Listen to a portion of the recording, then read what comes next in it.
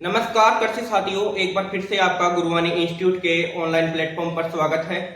देखिए, plant pathology की क्लासें नियमित चल रही थी। 2 क्लासेस को अपन ने कंप्लीट कर लिया था और आज अपनी होने वाली है क्लास नंबर 3। क्लास नंबर 3 के अंदर अपन कॉन्सेप्ट समझेंगे और टर्म्स के बारे में समझेंगे। चलिए वीडियो को शुरू करते हैं। वीडियो शुरू करने से पहले अगर चैनल पर आप नए हो या अभी तक चैनल को सब्सक्राइब नहीं कर रखा तो प्लीज चैनल को सब्सक्राइब करें और वीडियो को लाइक करके अपने सभी स्टडी ग्रुप्स के साथ साथ व्हाट्सएप स्टेटस पर इस क्लास को एक बार जरूर शेयर करें। जल्दी से एक बार सभी साथी जुड़ जाए क्लास के अंदर। चलिए क्लास को शुरू करते हैं।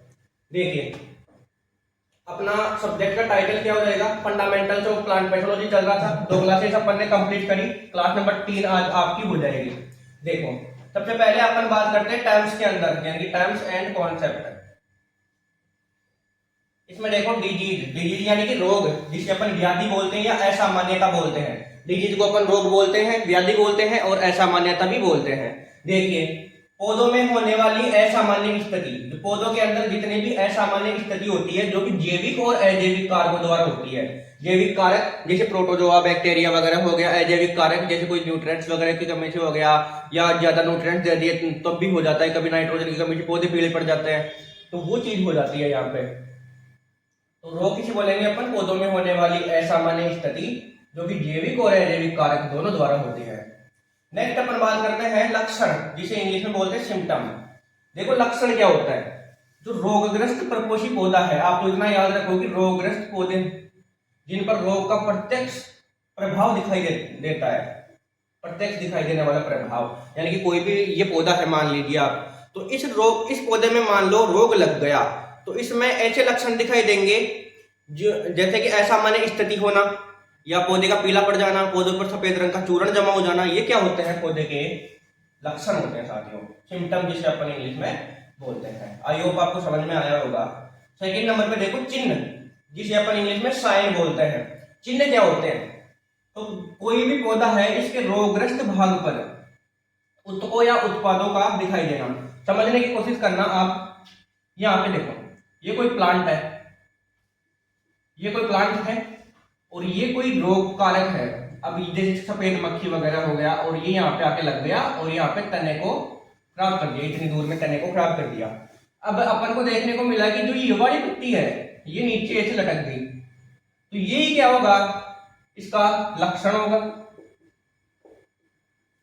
अब जिस ये पौधा है, इसके किस भाग पर लटकी है ये पत्ती? ये टहनी, जो एक टहनी होती है जिसमें पत्तियां लटकी हुई होती है या दिखाई देती है अपन को पत्तियां वहां पे। तो देखो, इसके अंदर ये पत्ती जब नीचे लटकेगी तो ये टहनी पर क्या होगा? टहनी पर या तो थोड़ा सा मोड़ अपन को देखने को मिलेगा या ये पत्ती साफ साफ ही अपन को नीचे लटकी हुई दिखाई देगी। तो ये क्या हो गया? इसका जो उत्तक या उत्पाद हो गया इसका दिखाई देना। यानी कि कोई भी रोगग्रस्त पौधा है, इसके ऊपर वो पत्तियां जब अपन को पीली दिखाई दे रही है, उस पर सफेद रंग का चूर्ण अपन को दिखाई दे रहा है या कोई भी असामान्य स्थिति अपन को दिखाई दे रही है रोगग्रस्त पौधे पर, तो उसे अपन क्या बोलेंगे? चिन्ह बोलेंगे, उस पौधे का साइन बोलेंगे कि इस जगह ये चीज अपन को देखने को मिली। नेक्स्ट अपन बात करते हैं संलक्षण की, जिसे अपन इंग्लिश में सिंड्रोम बोलते हैं। देखिए, सिंड्रोम किसे बोलते हैं? विभिन्न लक्षणों का एक समूह है जो रोग के गुणों को बताते हैं। यानी कि अलग अलग लक्षणों का एक ग्रुप होता है, समूह होता है जो कि रोग के जो गुण होते हैं उनको बताते हैं। जैसे ये कोई एक ग्रुप हो गया मान लीजिए। अब इस ग्रुप के अंदर वो लक्षण है जो रोग के गुणों को बताते हैं, वो लक्षण है जो रोग के गुणों को बताते हैं। नेक्स्ट है 4 नंबर पर रोग चक्र। देखिए, डिजीज साइकिल इसको इंग्लिश में बोला जाता है पौधों के रोग विकास में सम्मिलित घटनाओं का क्रम। यानी कि पौधा का कोई रोग है, उसका विकास हो रहा है, तो वो विकास किस प्रकार से हो रहा है? उसमें सम्मिलित घटनाओं का क्रम, जिसमें रोग विकास की विभिन्न अवस्थाएं, जैसे सबसे पहले वो छोटी अवस्था के अंदर आया, जैसे सामान्य अवस्था पर आ गया, उसके बाद में उसने अपना विकार या विशाल रूप धारण किया। जैसे पौधे की कोई भी एक पत्ती है, उस पर नॉर्मल सा सफेद धब्बा बन गया, फिर वो फैलता फैलता एक पूरी उस पत्ती पर ही हो गया मान लो। तो वो होता है इसकी विभिन्न अवस्था, यानी छोटी से लेकर बड़ी अवस्था तक रोग विकास की विभिन्न अवस्थाएं तथा परपोषी पर पड़ने वाले प्रभाव शामिल होते हैं। मान लीजिए, दोबारा समझने की कोशिश कीजिए इस चीज को। रोग विकास में सम्मिलित घटनाएं हैं, उसी के साथ साथ विभिन्न जो अवस्थाएं हैं वो है और परपोषी पर पड़ने वाले प्रभाव है। आई होप आपको समझ में आया होगा कि कोई भी जो रोग विकास में सम्मिलित घटनाएं हैं उससे फिर पौधे पर क्या प्रभाव पड़ेगा, वो चीज आपको देखनी होती है इसमें। उसे अपन रोग चक्कर बोलते हैं। यानी कि एक कोई रोग है वो किस अवस्था के अंदर किस घटनाओं से निकल कर गुजरा है, वो चीज आपको देखने को इसमें मिलेगी। 5 नंबर पर देखिए प्रपोसी। प्रपोसी को इंग्लिश में होस्ट बोला जाता है। ये एग्जाम की दृष्टि से इंपोर्टेंट है, स्टार में लगा देता हूँ इसको आपको याद करना ही है। प्रपोसी किसे बोलते हैं? एक ऐसा जीवित जीव होगा जिस पर परजीवी अटैक करता है। ये मान लो कोई पौधा है, अब ये पौधा अच्छे से पल रहा है, बढ़ रहा है, अब इस पे कोई भी ये परजीवी है यानी कि रोग कारक है, ये आके इस पे अटैक करेगा, तो ये पौधा क्या कहलाएगा? ये पौधा कहलाएगा परपोसी, होस्ट कहलाएगा। आई होप आपको ये चीज समझ में आई होगी। एक बार आप स्क्रीनशॉट ले सकते हो इसका।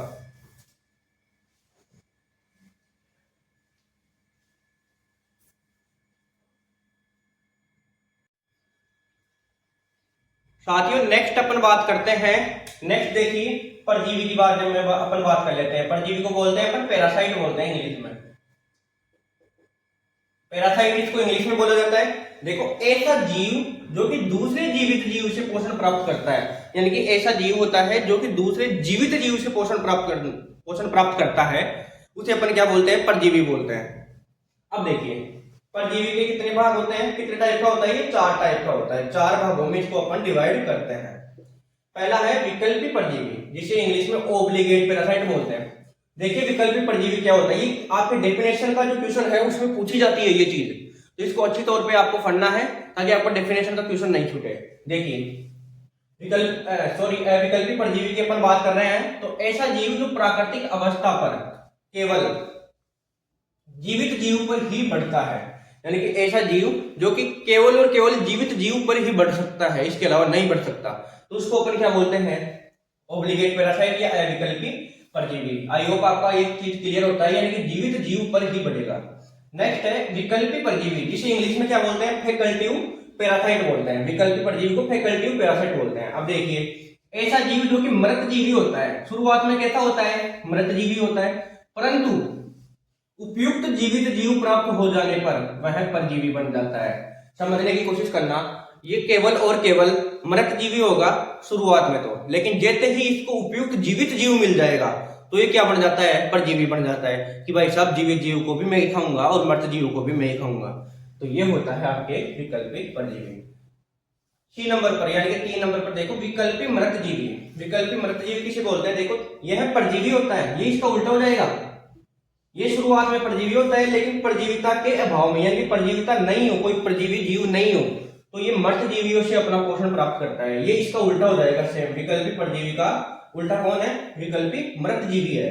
यानी कि ये शुरुआत में परजीवी होता है, अगर परजीवी जीव इसको नहीं प्राप्त होता है तो ये उसके अभाव में क्या कर सकता है? मृत जीवों से भी अपना पोषण प्राप्त करके अपना जीवन यापन कर सकता है। ये चीज आपको ध्यान हुई। उसी के बाद में देखो मृत जीवी, लास्ट में मृत जीवी किसे बोलते हैं? ऐसा जीव, सीधा सा है कि ऐसा जीव जो मृत जीवों से अपना पोषण प्राप्त करते हैं, ये क्या हो जाएगा? आपके मृत जीवी हो जाएगा। सबसे पहले अपने पढ़ा अविकल्पी परजीवी, जो कि केवल और केवल आपके जीवित जीव से ही पोषण प्राप्त करता है। फिर अपन ने पढ़ा विकल्पी परजीवी, ये शुरुआत में मृत जीवी होता है, लेकिन क्या करता है? जब इसको कोई जीवित जीव दिख जाता है तो उसकी लालसा के अंदर ये क्या बन जाता है? परजीवी बन जाता है। इस तरीके से आपको याद करना है। नेक्स्ट है विकल्पी मृत जीवी। विकल्पी मृत जीवी किसे बोलते हैं? जो शुरुआत में परजीवी होता है, यानी कि ऊपर वाले का उल्टा हो जाएगा। वो शुरुआत में मृत जीवी था, ये परजीवी होता है, लेकिन जैसे ही इसमें कोई परजीविता का अभाव होता है, यानी कि परजीवी जीव का अभाव होता है, तो ये मृत जीवों से अपना पोषण प्राप्त कर सकता है। उसी के साथ साथ मैंने बताया लास्ट में मृत जीवी के बारे में। देखिए मृत जीवी क्या होता है? सिंपल कि ऐसा जीव जो कि मृत जीवों से अपना पोषण प्राप्त करता है और अपना जीवन यापन करता है या गुजारा करता है, क्या कहलाएगा? मृत जीवी जीव कहलाएगा। सही।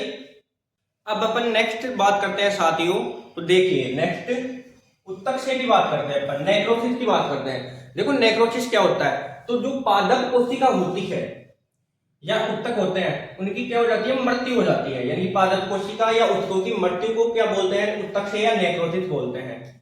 नेक्स्ट देखिए एकांतर प्रपोसी, जिसे इंग्लिश में अल्टरनेट होस्ट बोलते हैं। एकांतर प्रपोसी या अल्टरनेट होस्ट। देखिए दो भिन्न जातियों के, यानी कि दो अलग अलग जातियों के प्रपोसी पौधे, जिनमें एक पौधा कवकों से अपना पोषण प्राप्त करता है, यानी कि दो अलग अलग जातियों के पौधे होते हैं, उनमें से एक पौधा क्या करेगा? कवक से अपना पोषण प्राप्त करेगा। सही। नेक्स्ट है संपार्श्विक परपोसी, यानी कि अलग अलग कवकों को अपना जीवन चक्र पूरा करने के लिए अलग अलग परपोषी पौधे की आवश्यकता होती है, यानी अलग अलग कवक है दो, उनको जीवन चक्र पूरा करने के लिए अलग अलग परपोषी की आवश्यकता होती है। इसमें मुख्य परपोषी के अलावा जो दूसरा परपोषी होता है उसे अपन समपार्श्विक परपोषी कहते हैं, यानी कि इसमें जो मुख्य परपोषी पौधा होता है उसके अलावा अन्य दूसरा जो परपोषी पौधा बच गया उसको अपन क्या बोलते हैं, समपार्श्विक परपोषी बोलते हैं। नेक्स्ट देखिए एकाश्रयी, जिसे अपन ओटोसियस बोलते हैं। देखो ऐसा परजीवी कवक जिसकी संपूर्ण बीजाणु अवस्था, यानी कि ऐसा कोई परजीवी कवक होगा जिसकी संपूर्ण बीजाणु अवस्था एक ही पौधे पर या परपोषी पौधे पर गुजरती है, उसे अपन क्या बोलते हैं, एकाश्रयी बोलते हैं या ओटोसियस बोलते हैं। यानी कि एक कोई कवक है इसकी संपूर्ण बीजाणु अवस्था एक ही परपोषी पौधे पर गुजरेगी तो उस चीज को अपन एकाश्रयी बोल देंगे। देखो नेक्स्ट है बिनाश्रयी, कोई एक कवक है उसकी जीवन यापन यानी उसकी जीवन की अवस्था दो अलग अलग जातियों पर डिपेंड होती है या दो अलग अलग जातियों की उसको जीवन चक्र पूरा करने की नीड या आवश्यकता होती है, तो उस चीज को अपन क्या बोलते हैं, उस चीज को अपन बिनाश्रयी बोल देंगे। वापस से एक बार रिवीजन करवाता हूं। देखो उत्तक से पादप कोशिका या उत्तकों की मृत्यु होना उत्तक से कहलाता है। उसके बाद में नेक्स्ट आपके हैं एकांतर परपोषी। देखो दो भिन्न भिन्न जातियों के परपोषी पौधे जिनमें से एक पौधा कवकों से अपना पोषण प्राप्त करता है उसे अपन एकांतर परपोषी कहते हैं। नेक्स्ट है समपार्श्विक परपोषी। देखो अलग अलग कवकों को अलग अलग जातियों की आवश्यकता होती है जीवन यापन करने के लिए। इसमें से एक तो मुख्य कोई परपोषी पौधा होता है, उसके अलावा जो दूसरा पौधा बच गया उसको अपन समपार्श्विक परपोषी कहते हैं। फिर है एकाश्रयी ओटोसियस, ऐसा परजीवी कवक जिसकी संपूर्ण बीजाणु अवस्था एक ही पौधे पर गुजरती है या एक ही परपोषी पौधे पर गुजरती है। बिनाश्रयी में क्या हो जाएगा, एक कवक हो जाएगा जिसका जीवन यापन करने के लिए अलग अलग जातियों की नीड होती है या आवश्यकता होती है। आई होप आपको ये चीज समझ में आई होगी। साथियों नेक्स्ट अपन बात करते हैं, नेक्स्ट हो जाएगा अपना रोगवाहक जिसे अपन वेक्टर बोलते हैं इंग्लिश में। देखो ऐसा प्राणी जो रोगजनक को संचारित करता है, मतलब कोई भी ऐसा प्राणी हो गया जो कि रोगजनक को संचारित करेगा उसे अपन रोगवाहक या वेक्टर बोलते हैं। नेक्स्ट देखो ये दो डेफिनेशन है, अतिवर्धन और अतिवृद्धि। ये एग्जाम की दृष्टि से बहुत ज्यादा इंपॉर्टेंट है और लगातार जो आपके पुराने साल के 5 साल के पेपर है उनमें उठा के आप क्वेश्चन देख लो, न्यू टाइप क्वेश्चन में जरूर देखने को मिलता है ये क्वेश्चन। और दोनों में कंफ्यूज भी बहुत रहता है कि अतिवर्धन क्या होता है, अतिवृद्धि क्या होता है। देखो अतिवर्धन इसको इंग्लिश में हाइपरप्लोथिया बोलते हैं। देखो कोई भी परपोषी है उसमें रोग हो गया तो उसका जो रोगजनक है उसकी कोशिका की संख्या में अगर वृद्धि होगी तो उसे अपन अतिवर्धन बोलेंगे। यानी कि कोई भी परपोषी पौधा है उसमें रोग लग गया तो उसकी जो रोगजनक होगा उसकी कोशिका की संख्या में वृद्धि होगी, उस चीज को अपन क्या बोल देंगे साथियों, उस चीज को अपन बोल देंगे अतिवर्धन। देखिए कोई भी परपोषी पौधा है उसमें रोग लग जाता है तो उसका जो रोगजनक है उसकी संख्या के अंदर, कोशिका की जो संख्या है उसके अंदर वृद्धि होगी तो उसे तो अपन अतिवृद्धि बोलेंगे, यानी कि हाइपरट्रोफी। और अगर कोशिका की संख्या में वृद्धि होगी तो उस चीज को अपन क्या बोल देंगे, अतिवर्धन बोल देंगे। आई होप ये चीज आपको समझ में आई होगी। इनका आप स्क्रीनशॉट ले लेना बाद में क्योंकि ये दोनों बहुत ज्यादा इंपॉर्टेंट है। नेक्स्ट है उत्तरक कोशीय जिसे अपन नेरोट्रोफ बोलते हैं, उत्तरक कोशीय नेरोट्रोफ। देखो कोई भी जीव है वो जीव भोजन प्राप्त करने के लिए मृत जीवी से अपना भोजन प्राप्त करेगा। कोई भी जीव है वो भोजन प्राप्ति के लिए मृत जीवी से अपना भोजन प्राप्त करता है, उसको अपन क्या बोलते हैं, उत्तरक कोशीय बोलते हैं, यानी कि नेरोट्रोफ बोलते हैं इंग्लिश में। फिर है जैवकोशी, ये तो आप आसानी से बता दोगे अब जैवकोशी क्या होते हैं, बायोट्रोफ, यानी कि ऐसे जीव जो भोजन प्राप्त करने के लिए जीवित जीव से अपना पोषण लेते हैं, जीवित जीव से पोषण लेते हैं, क्या कहलाएंगे, जैवकोशी कहलाएंगे।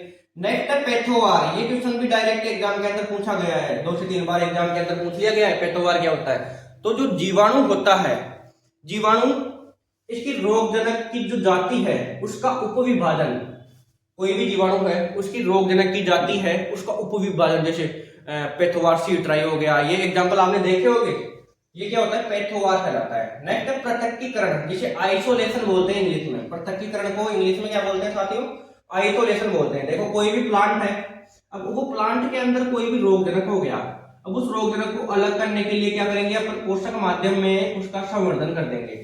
यानी कि कोई भी रोगजनक है या कोई भी पौधा है उसमें रोग हो गया तो उसकी जो रोगजनक है उसको अलग करने के लिए अपन क्या करेंगे, उसको पोषक माध्यम के अंदर या पोषक माध्यम के अंदर संवर्धित कर देंगे, तो उसे अपन क्या बोल देंगे, पृथक्कीकरण या आइसोलेशन बोल देंगे। आई होप ये चीज आपको समझ में आई होगी। एक बार आप इसका स्क्रीनशॉट ले लो, ये दोनों अतिवृद्धि अतिवर्धन और पेटोवार। इन तीनों चीजों को तो आप नोटबुक के अंदर नोट कर लीजिएगा। वैसे नोट साथ साथ बनाते रहिएगा क्योंकि सेमेस्टर अब चालू हो चुका है, लगभग 2 क्लास मैंने पहले डाल दी, सिलेबस के बारे में इंट्रोडक्शन करवा दिया।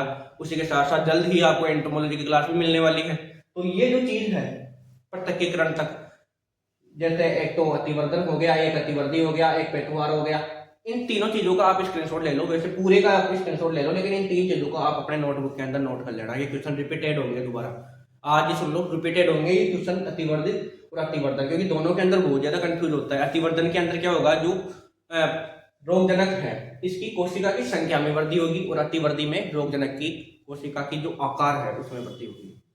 आई होप ये चीज आपको समझ में वापस से आई होगी अच्छी तरीके से। मैंने जो दोनों की परिभाषा दोबारा बताई आपको, वो चीज अच्छे से समझ में आ गई होगी। स्क्रीनशॉट ले आप जल्दी।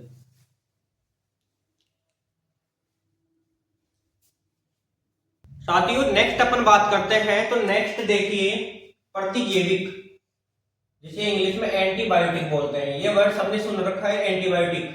देखिए आज अपन बात करेंगे कि एंटीबायोटिक क्या होता है। देखो सूक्ष्म जीव होता है, उससे प्राप्त जो रासायनिक यौगिक है, यानी कोई भी सूक्ष्म जीव है उससे अपन रासायनिक यौगिक प्राप्त करते हैं, और वो रासायनिक यौगिक क्या करता है, दूसरे जीवों को मारता है।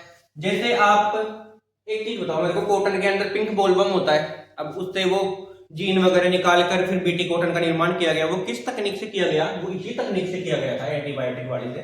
सूक्ष्म जीव था, उससे रासायनिक यौगिक प्राप्त किया और उसका उपयोग किसमें किया गया, फिर दूसरे जीवों को मारने के अंदर किया गया। नेक्स्ट देखिए प्रतिजीविता, जिसे एंटीबायोसिस बोलते हैं। प्रतिजीविता को इंग्लिश में क्या बोलते हैं, एंटीबायोसिस, और प्रतिजैविक को इंग्लिश में क्या बोलते हैं, एंटीबायोटिक। अब देखो कोई भी जीव है, ये जीव द्वारा उत्पन्न जहरीला पदार्थ है, कोई भी जीव है इससे अपन एक जहरीला पदार्थ प्राप्त करेंगे, जो क्या करेगा, दूसरे जीवों की वृद्धि को या तो रोक देगा या फिर दूसरे जीव की वृद्धि को मार देगा, यानी दूसरे जीव को ही मार देता है। दूसरे जीव की वृद्धि को रोक देगा या उसे मार देगा। ये जीव से प्राप्त कर रहे हैं अपन किसी से, और वो क्या है, जहरीला पदार्थ है। ये अपन सूक्ष्म जीव से प्राप्त कर रहे थे, रासायनिक यौगिक था। ये दोनों में डिफरेंस हो गया। नेक्स्ट है संक्रमण। बार बार अपन पैथोलॉजी के अंदर पढ़ेंगे कि वो पौधा संक्रमित हो गया, उसी से वो चीज संक्रमित हो गई। तो इस संक्रमण क्या होता है, इन्फेक्शन इंग्लिश में इसे बोला जाता है, इन्फेक्शन। देखो क्या होता है, परपोषी में रोगजनक का स्थापित होना। ये कोई प्लांट है, इसमें रोगजनक आके लग गया, मतलब पौधा क्या हो गया, संक्रमित हो गया। यही चीज कहना चाह रहा है। नेक्स्ट है अगार अगार। ये पैथोलॉजी से संबंधित एक रसायन है या कल्चर है, अगार अगार। देखो इसे समुद्री लाल शैवाल से प्राप्त किया जाता है। सबसे पहले तो ये याद रखना है आपको, इसके प्राप्त किससे किया जाता है, समुद्री लाल शैवाल से। समुद्री लाल शैवाल से प्राप्त किया जाएगा। नेक्स्ट है जेली समान जटिल बहुसेकेराइड्स पदार्थ होता है। इसकी संरचना के बारे में पूछ ले आपको तो कैसी होती है, जेली समान जटिल बहुसेकेराइड पदार्थ होता है। उपयोग किसमें किया जाता है, तो सूक्ष्म जीवों को उगाने के लिए ठोस संवर्धित माध्यम बनाना।